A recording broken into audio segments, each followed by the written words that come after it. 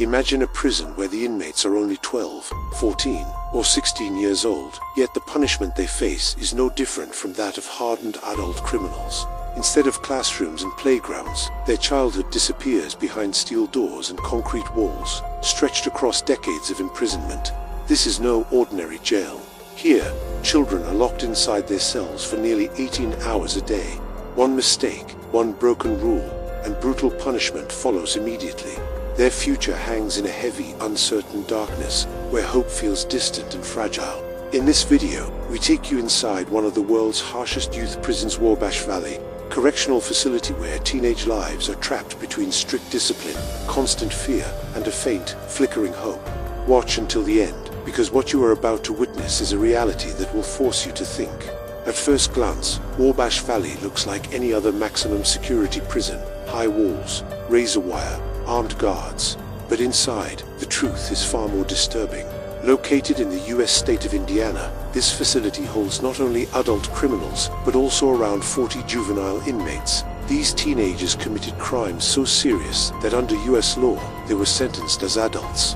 Every day, they live alongside dangerous gang members and violent offenders, sharing the same corridors, the same fear, the same rules. Some of these youths are serving sentences as long as 65 years punishments that effectively erase an entire lifetime. Life inside Wabash Valley is a daily battle for survival. Strict routines control every movement. Any violation of the rules brings swift and severe consequences.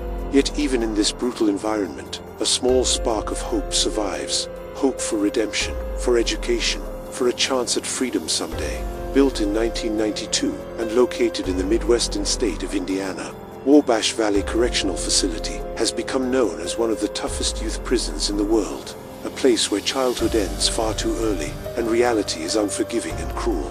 More than 2,000 of the most dangerous criminals are held inside this prison. To ensure maximum security, the entire facility is surrounded by 4.6-meter-high concrete walls, reinforced with razor wire and electrified fences designed to make escape nearly impossible. 6 guard towers stand watch day and night, supported by more than 700 staff members responsible for maintaining control. At first glance, Wabash looks like any other ordinary prison, but behind its walls exists a very different and unsettling reality. Inside the facility, there is a section known as Block D, where more than 40 juveniles and child inmates are confined. These young prisoners committed crimes so serious that they were sentenced under adult law. They remain here until they turn 18, after which they are transferred into the general adult prison system. Life for these teenagers is brutally strict.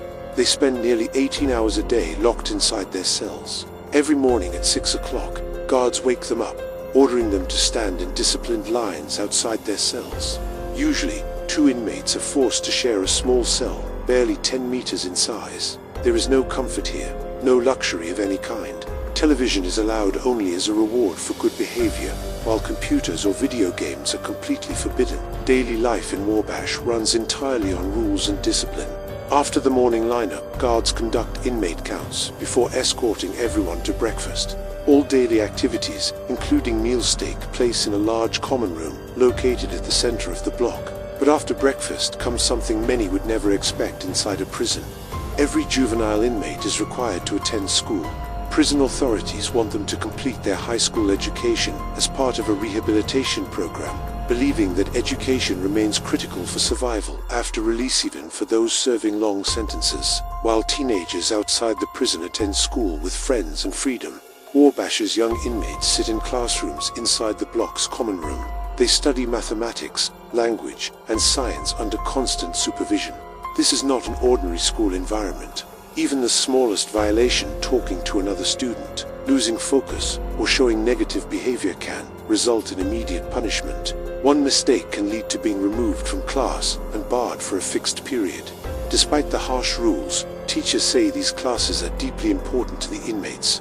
For many of them, education represents the last remaining link to a future beyond prison walls. Almost every juvenile inmate here wants to continue their education. According to one teacher, disruptions in class are rare. For many of these teenagers, school is the best part of their day, the only moment that feels close to normal life. While the juveniles are in class, something else happens elsewhere in the prison. Once every month, around 9 in the morning, new inmates arrive. They are transported in armored vehicles, their hands and feet chained to prevent any chance of escape. For prison authorities, this is routine. Every year, nearly 50 new inmates are brought into Wabash Valley. For many teenagers, this is not their first time behind these walls. 17-year-old Jacob Eldridge is one such example. After violating parole, he is returned to Wabash Valley for the second time. Jacob is not alone. In 2019, nearly 48,000 juveniles were incarcerated across the United States, most of them held in detention centers like Wabash. In this system, even children as young as 12 can receive minimum sentences of 2 years. In extreme cases, children as young as 9 have been jailed for short periods, sometimes for offenses as minor as skipping school or not wearing a seatbelt. This is why the United States leads other Western developed nations in the number of incarcerated juveniles. This time, Jacob and 16-year-old Aaron McCain are sent to Block D. Aaron has been sentenced to 10 years for armed robbery. As they arrive, they are greeted by other inmates and by Officer Morrissey, the man in charge of the block. In Block D, his word is final. He makes it clear that disobeying his orders leads to consequences no one wants to experience. Yet Block D is not made up of only strict authority figures. There is also a social worker named Il Barnett who looks after the juveniles and counsels them. The inmates can speak to her about any problem or question they have, how to survive prison life, how to stay disciplined, or whether early release might be possible. Many of the youths see her as a mother figure and affectionately call her mum. At midday, the inmates are given a break and allowed into the common room for lunch. The food is basic and unremarkable. Only on holidays are special meals, served grilled, chicken, fresh salad, or a small dessert. If the juveniles want extra snacks or sweets, they must work long hours to save their pocket money. 18-year-old Blake Lemon is a powerful example. He recently celebrated his birthday inside prison. While teenagers his age outside throw big parties, Blake used his saved money to buy a few biscuits and sweets and made a small cake. He shared it with his fellow inmates.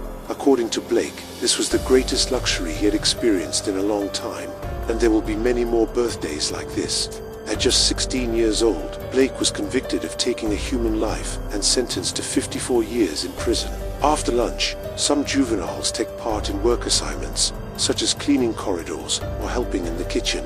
At the same time, they are encouraged to reflect on their crimes and learn about the law. Many spend time in the prison library reading legal books, searching for loopholes that might lead to early release. Adult inmates, acting as mentors, often guide them, sharing lessons from their own experiences. Each day, juvenile inmates are given 1 hour of free time in the morning and 1 hour in the evening. During this limited time, they can move within restricted areas of the prison.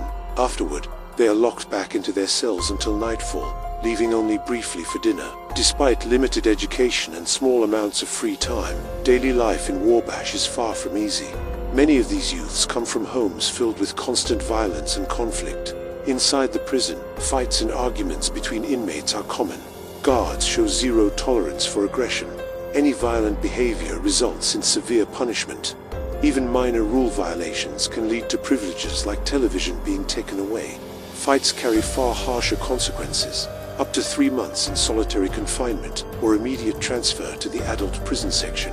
Once juveniles turn 18 or complete high school, they are no longer allowed to stay in Block D. They pack their few belongings and are transferred to the general prison population. There, instead of living among 40 juveniles, they must survive alongside nearly 2,000 dangerous adult criminals. And this is how life unfolds inside one of the world's harshest youth prisons. This brings us to the end of our documentary on one of the toughest juvenile correctional facilities on Earth. What do you think about this prison and the system that runs it? Share your thoughts in the comments. If you found this video impactful, don't forget to like it. And for more real, hard-hitting documentary stories, make sure to subscribe to our channel.